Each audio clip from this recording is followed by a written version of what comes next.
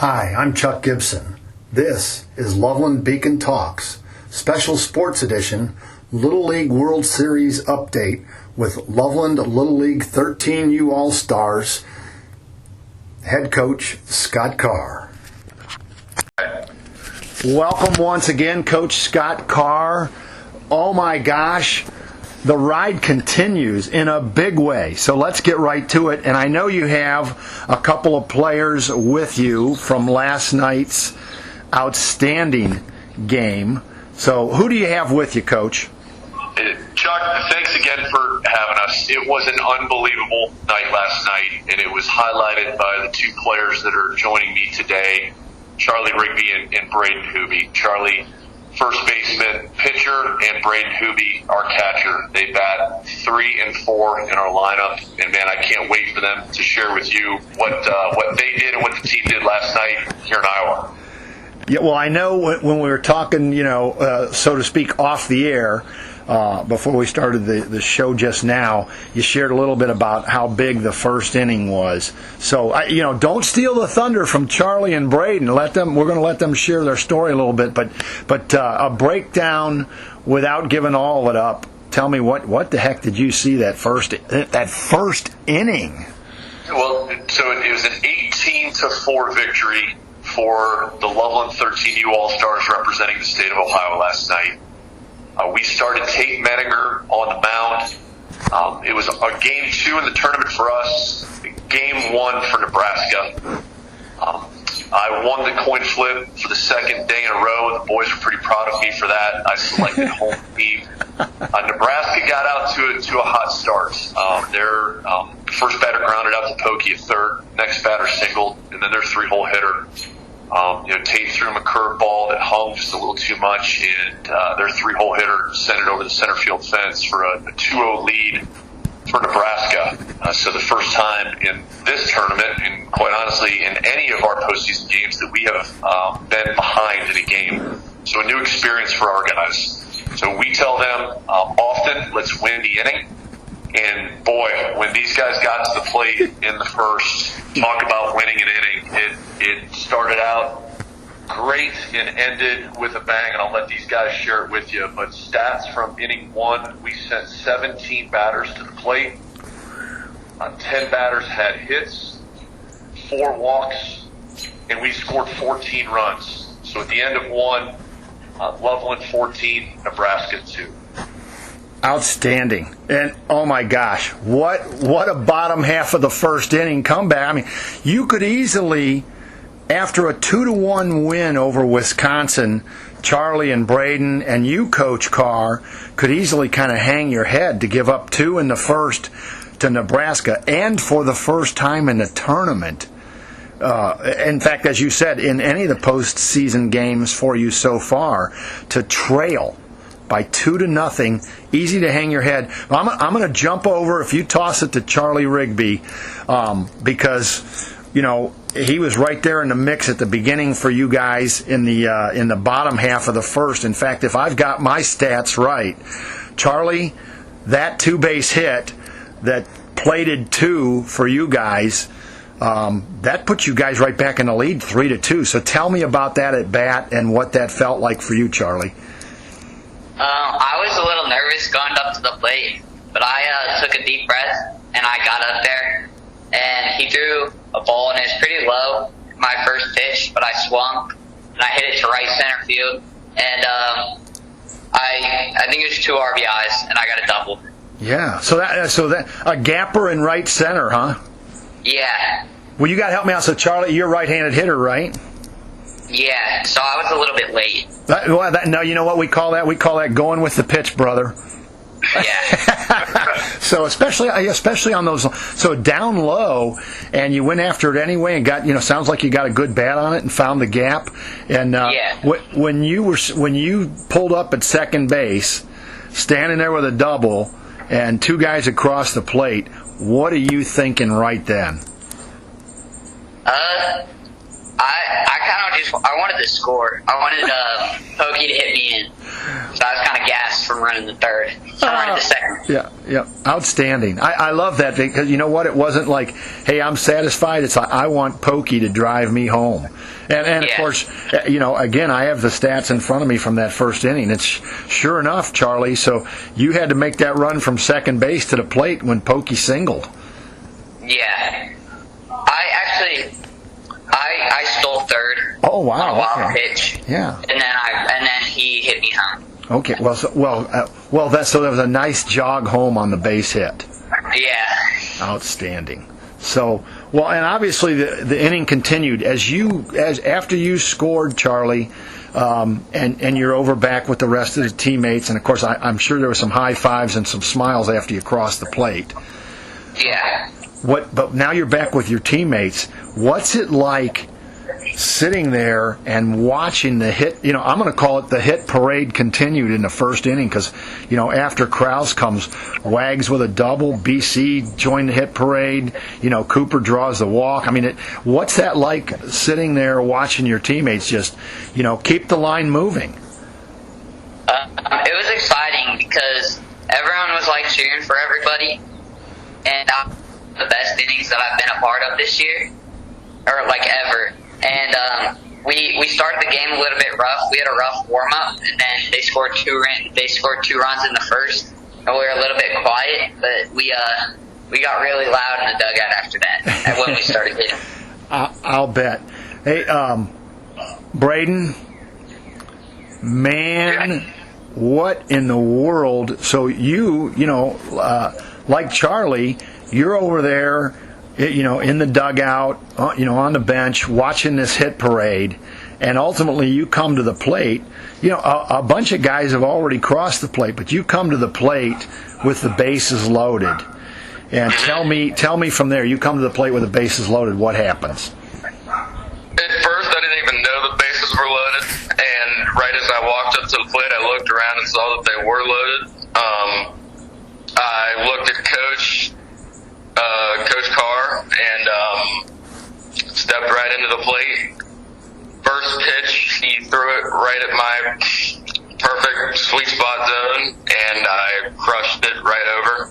At first, I didn't know it was over, and then Coach Chris, our first base coach, said it's over as I was running through first. So it was a good experience. So you had the Brayden Hube sprint down to first base, and then Coach Chris is giving you that touch 'em all. Yep, correct. Oh man, I love the fact you said that first pitch he throws it right in your sweet spot. So, the obvious question for me and people listening is, how sweet was that? It was pretty sweet. I can only imagine. I've never done that, Brayden, so I can only imagine.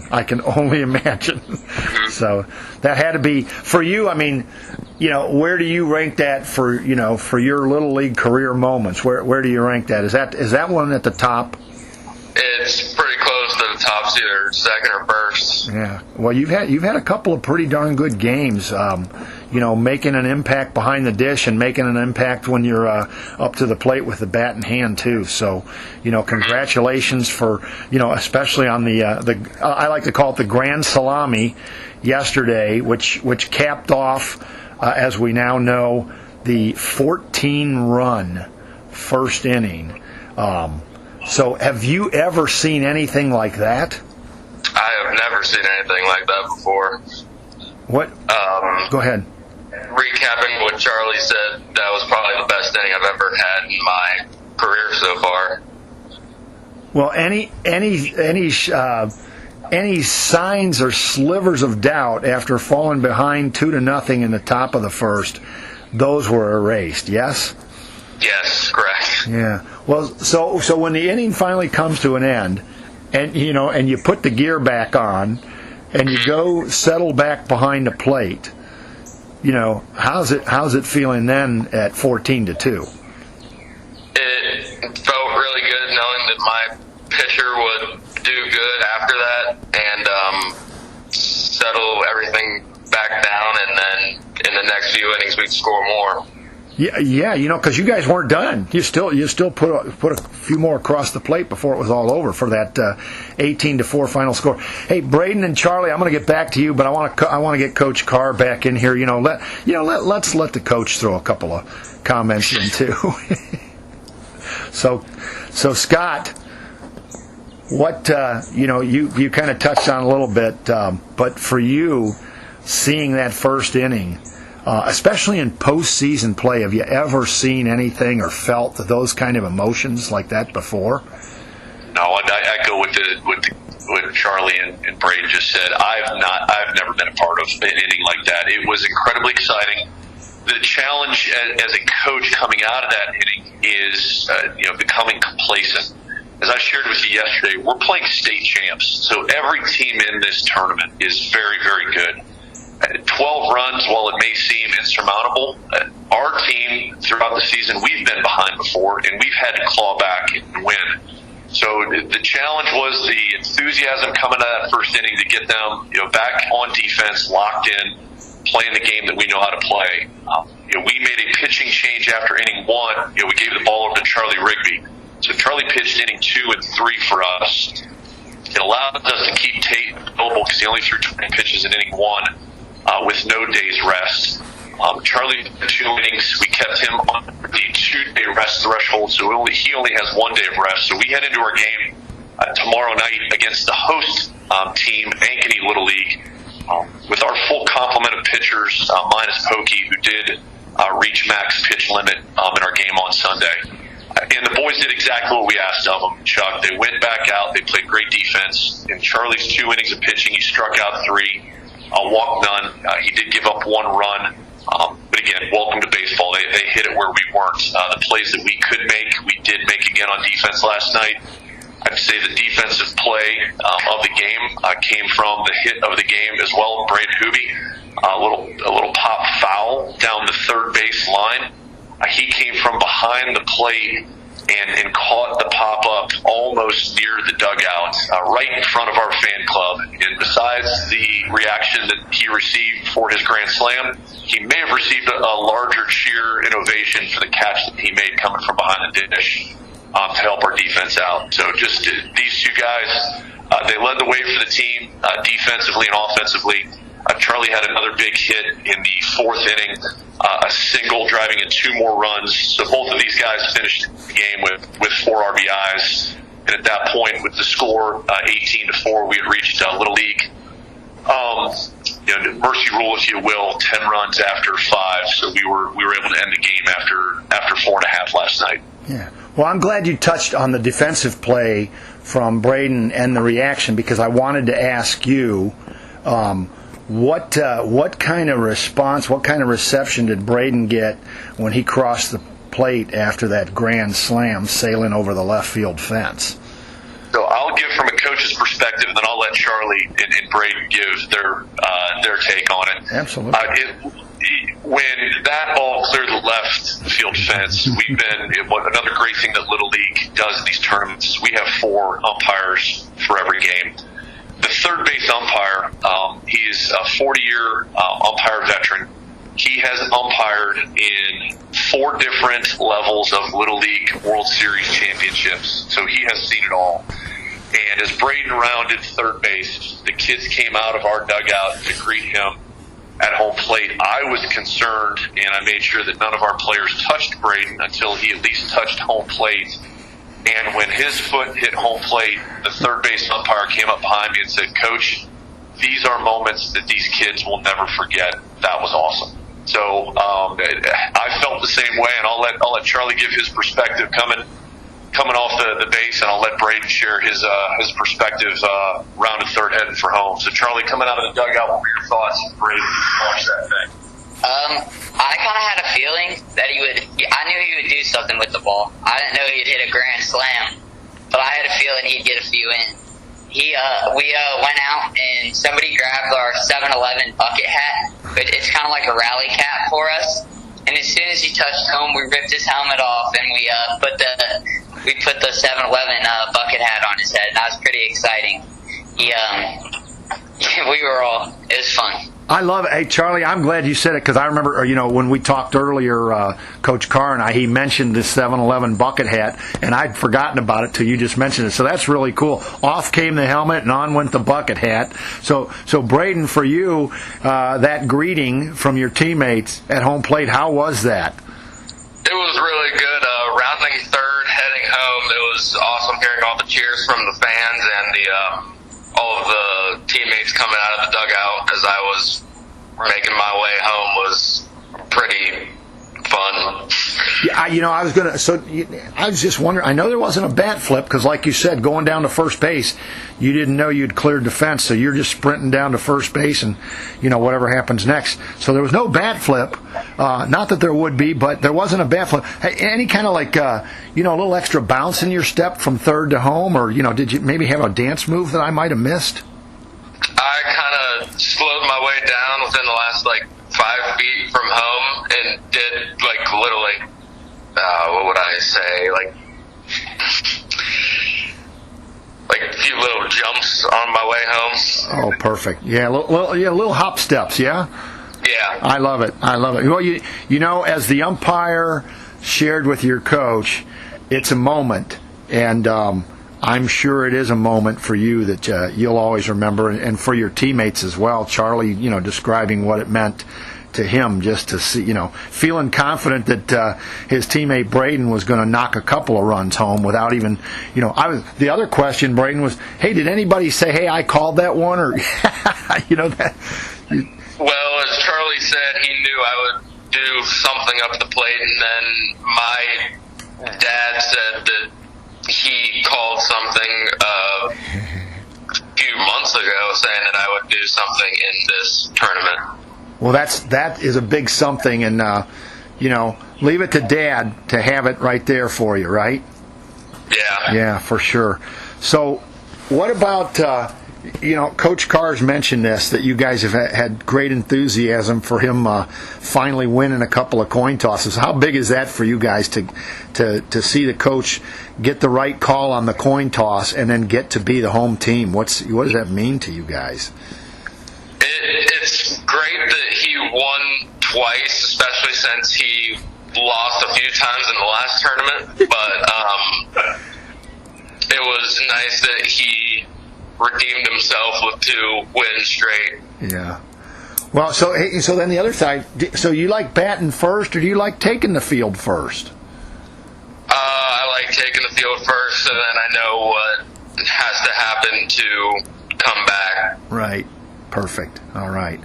Well, so you and Charlie's right there with you, so both of you can chime in on this. So, coming up, you got the day off today. How was batting practice today? I'm guessing you guys got to go out and hit a little bit, yes? So, Chuck, we pushed batting practice back a little bit.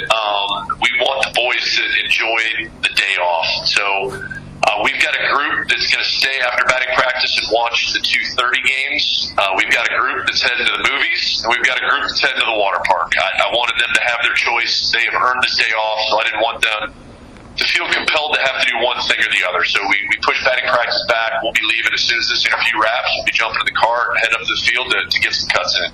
Well, you know what? We better bring this thing to a close. They got fun to have. They don't need to be sitting here talking with, Loveland Beacon Talks and the special sports edition that we have going on here. We're going to get you guys out there to have some fun. But listen, hey, Charlie, thank you so much. Brayden, thank you so much for joining us on Loveland Beacon Talks today and sharing your story. I want to wish both of you a continued fun journey and certainly a lot of success, and congratulations for what you guys have already accomplished. Just keep having fun, guys. Thank you. Thank you. You bet. And Coach Carr, how about you bring us together and wrap this up with, so coming up tomorrow, as you said, you play the host team, Ankeny, and so what's the timetable for tomorrow? So we're 6:30 Central tomorrow. Okay. So there will be 4 undefeated teams taking the field tomorrow at 6:30. So Michigan is 2-0. They are awaiting their opponent that plays today, and then we will have Ankeny Little League at 6:30 as well. So as I mentioned, we're in a great spot with our pitching. The kids are playing fantastic. You continue to remind us of this, and I can assure you, we are having fun. So we're looking forward. Go ahead. Oh, I was going to say one quick thing. You just remind me. So, Tate was the starter yesterday. Charlie went second and third. I don't know if I caught who pitched the fourth and fifth. Grayson Wagner came in and did a fantastic job in the fourth and fifth for us. Again, his pitch count allows him to be available tomorrow as well. So perfect. As I mentioned, we've got everybody available outside of Pokey. His rest day takes him through Thursday. He'd be able to throw on Friday for us. Outstanding. Well, hey, Coach, I'm going to reaffirm the same comment. Thank you so much for joining me here on Loveland Beacon Talk Special Sports Edition. And I'm going to wish you the same thing, man. Keep having fun. Enjoy this ride. And congratulations on the successes you've already accomplished. And just good luck tomorrow and going forward to you guys. Can't thank you enough, Chuck, and we can't thank the Loveland community as well. They have truly embraced this group, the text messages, the replies, the Snapchats, the Instagram. It's coming here to Ankeny for the kids from Loveland, and it's incredibly appreciated. And you continue to tell our story for us, so thank you very much, Chuck. You are most welcome. Hey, ladies and gentlemen listening in, that was Coach Scott Carr from the Loveland Little League 13U as they continue their journey, hopefully moving forward through the regionals and on to California. But one game at a time. Tomorrow it is Ankeny at 7:30 our time here in Loveland, Ohio. And so thank you, Scott Carr and Charlie Rigby and Brayden Hube, and can't wait to talk with you guys again. Thank you very much.